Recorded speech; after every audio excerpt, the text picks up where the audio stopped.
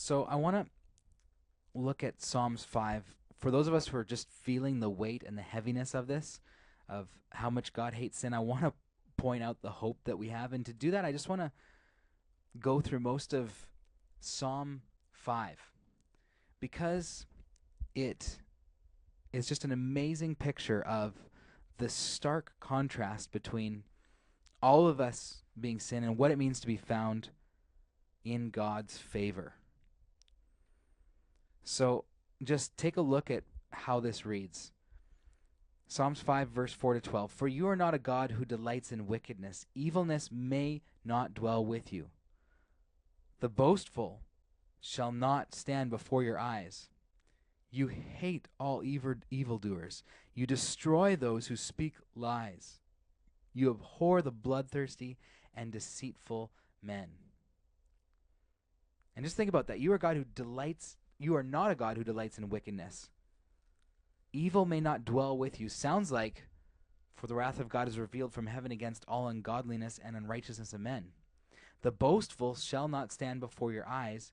You hate all evildoers.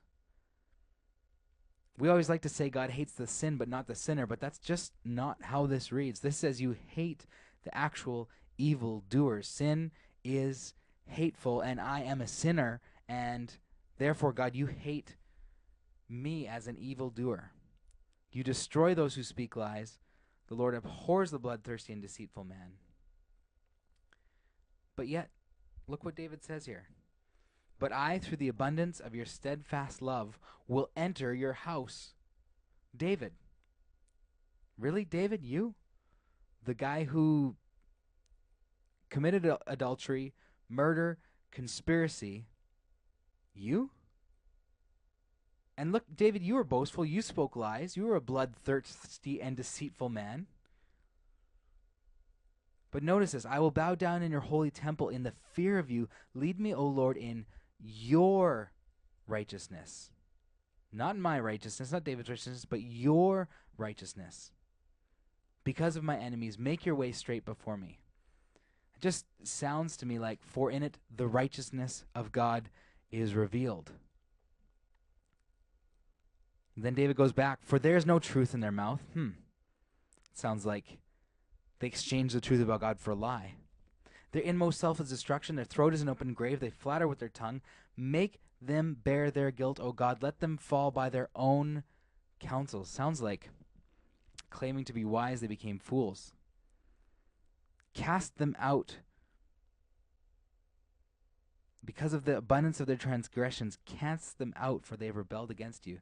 That just sounds to me like, since they did not see fit to acknowledge God, God gave them up. And yet David then says, but let all who take refuge in you rejoice.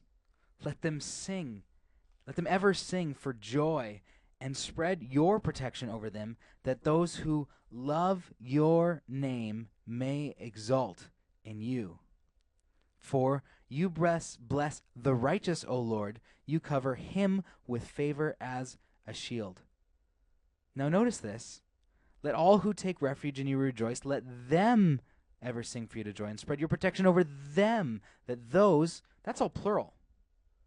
So there's a group of people who are taking refuge in God, and they sing for joy, and they love your name, and they exalt in you. But then David goes singular.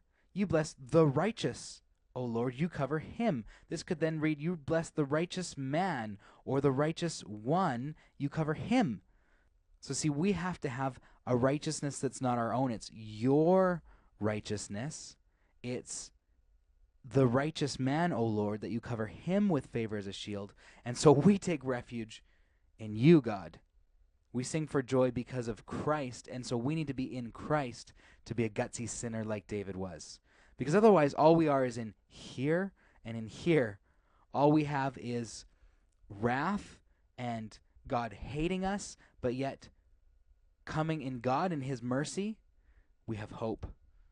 It's just amazing. I just absolutely love this psalm. And so I wanted to leave us with that picture of hope today.